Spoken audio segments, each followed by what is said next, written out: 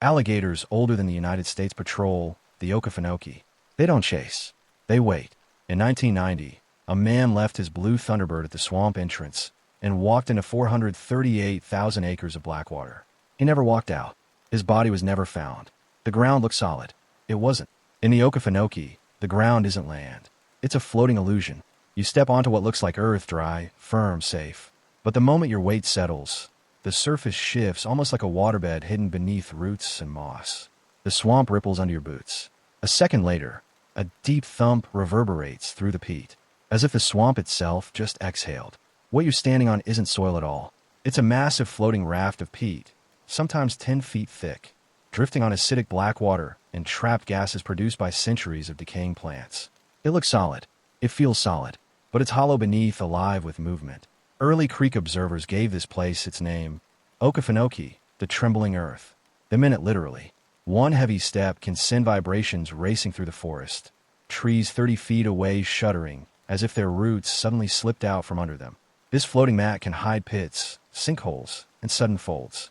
Step in the wrong spot, and the layer beneath you can shear open like a ship's hull, snapping in half. You don't fall into mud. You fall into water so dark and acidic you can't see your own hand. And then the surface closes over you. A perfect seal. Silent. Instant. It's the same mechanism behind the disappearances here. The reason hikers vanish. The reason a man's truck parked at the entrance was never found. The earth didn't swallow it. The swamp did. So here's the question. If you felt the ground move under you, hollow and shifting, would you keep walking or freeze? These predators don't chase you. They wait for you to come to them. The floating ground isn't the only thing watching you. Something else is. As you move deeper into the Okefenokee, the silence changes. The air thickens. The water darkens. And suddenly, everything is observed. Not you. Not your steps. Not even the ripples you make are truly alone. Because here, the apex predators don't wait in the water. They wait under it. American alligators, thousands of them, use the swamp's blackwater as camouflage, so perfect that their bodies vanish into it. Only the smallest clues betray their presence. A slow swirl, a rising bubble, or a pair of eyes hovering just above the surface, unblinking in the fog. And when night falls, that illusion becomes something worse. Shine a flashlight across the water, and the horizon disappears, until you see it. Dozens of red reflections scattered across the surface. I shine. Silent points of awareness staring back at you. They were there long before you lifted the light. Some are 12 feet long. Some are older than the roads that reach this swamp. And some have learned something far more unsettling, positioning themselves at weak peat zones, the places where the ground gives way, then remaining completely still. They detect disturbances in the water through pressure-sensitive receptors. A splash, a boot breaking through peat, even the sudden shift of your weight when the surface trembles. And when a massive male bellows, the sound is so deep it becomes vibration. You don't hear it. You feel it. The water around him shakes, rippling in perfect circles, a reminder that every living thing in this swamp broadcasts its position. You're walking across floating peat. You hear a splash close. Do you run toward firmer ground, or freeze and hope nothing moves beneath you? Because in the Okefenokee, if you fall into the water, they're already there. Disappearances in the Okefenokee don't start with a scream. They start with something small, something ordinary. A sedan sat at the entrance, keys on the seat, driver's door shut, as if the owner expected to return any moment. Rangers searched the path that led beyond it, toward a place some of them unofficially call Cypress Mile. The stretch where solid ground becomes a floating mat of peat, flexing under each step like a soft lung. A clean line of footprints led up the boardwalk, and then stopped at the trembling peat. Beyond that point, the surface simply didn't hold impressions. It was like the earth had swallowed the trail mid-stride. Search teams swept the area. Dogs lost scent instantly. The blackwater was too dark for divers. Thermal scans showed only sun-heated vegetation. Nothing. No signs of struggle. No trace of the person who left that car behind.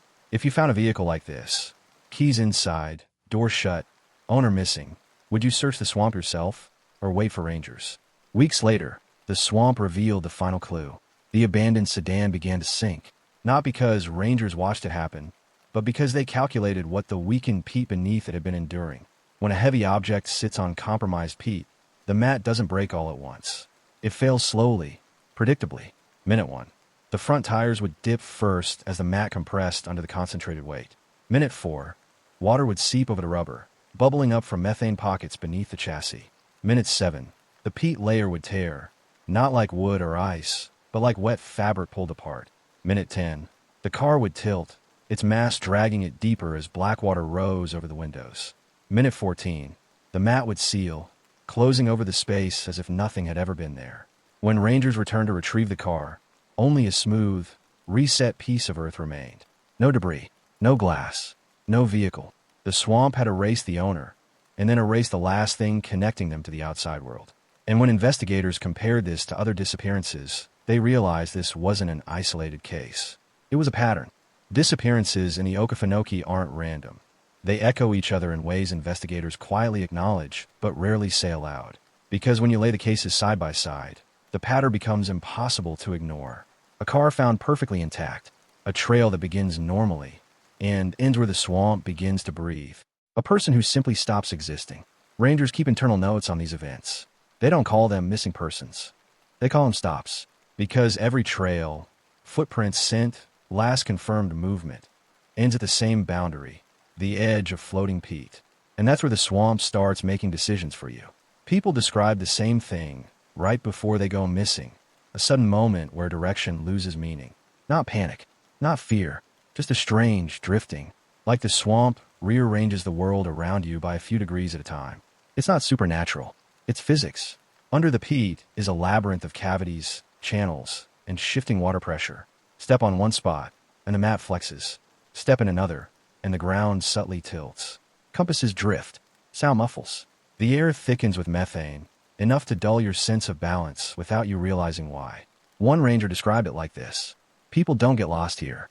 They get redirected. A few feet off the boardwalk, and you're in a place where nothing behaves the way you expect. The cases share something else. No recoveries. Not bodies. Not clothing. Not gear. Search teams comb the same locations for weeks. They find animals. They find logs. They find decades-old debris from storms. But they never find the people. And when you trace the disappearances on a map, the cluster becomes undeniable. A crescent-shaped zone along the peat boundary where the swamp is most unstable. That's the place rangers warn each other about. That's the place locals avoid.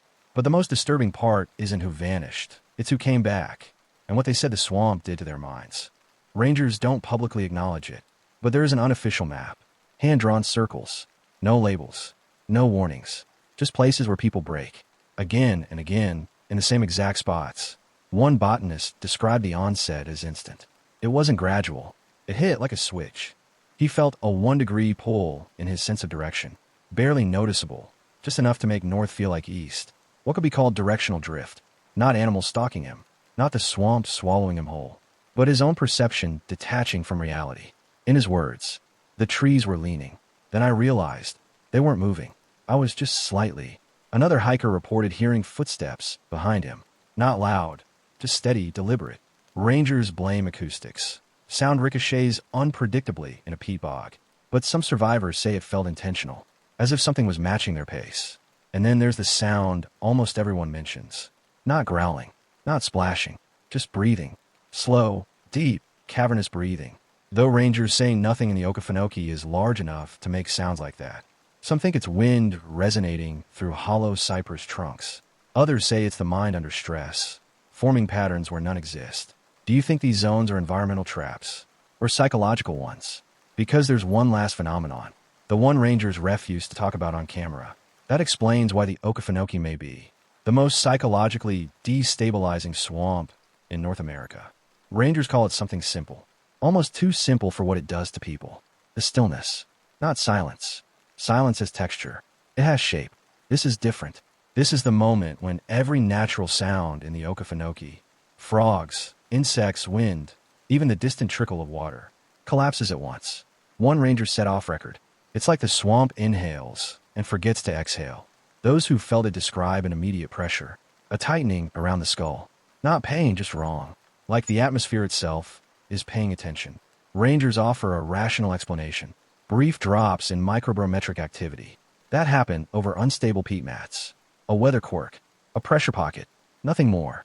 But people caught in it. Described something else entirely. A fisherman said the stillness made him feel watched. Not by an animal, but by the environment itself. Evaluating him. Calculating. A wildlife photographer said that during the stillness, the horizon seemed to flatten, as if depth perception short-circuited. Experts say it could be stress, dehydration, or the optical effect created when wind drops to absolute zero. But the timing is what terrifies rangers, because the stillness always happens inside the same hand-drawn circles on that unofficial map, and it always happens right before someone loses their direction or their sense of self. Every ranger I spoke to said the same thing. Soft, low, almost ashamed. When the swamp goes still, you move. You don't wait to see what comes next. Because the Okefenokee is not a place you conquer. It's a mirror, one that shows the truth no one wants to admit. That when the noise of the modern world collapses, and the ground beneath you is just a floating raft of moss, and the stillness descends, you understand how small you really are. Somewhere in that black water tonight, something drifts just below the surface, waiting for the silence to begin again.